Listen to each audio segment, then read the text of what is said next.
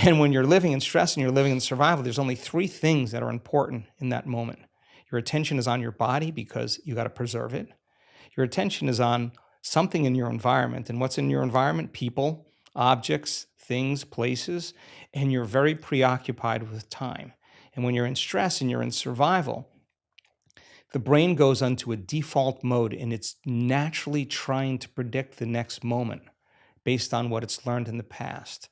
And so as you always try to forecast the future based on your memory of the past, you can't be in the present moment, right? So, and yet our model of change, what we discovered is that the only way a person can change is when they get beyond their body, they get beyond all the elements of their environment, and they get beyond that predictable future and familiar past, and they sink into the present moment, which is the unknown.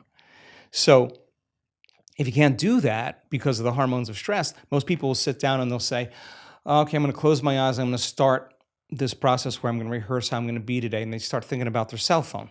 They start thinking about all their emails. And they start thinking, I can't meditate. There's something wrong with me. It's my mother's fault.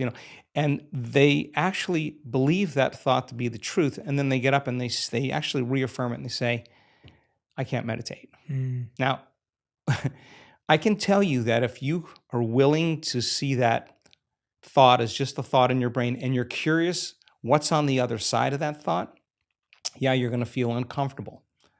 But if you had some tools and skills to apply and you were able to take your attention off your cell phone and settle your body back down into the present moment, that would be a victory.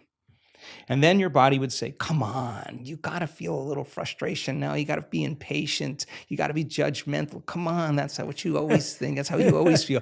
And you, like an animal, you settle the body back down into the present moment and you tell it it's no longer the mind, that you're the mind. That's a victory.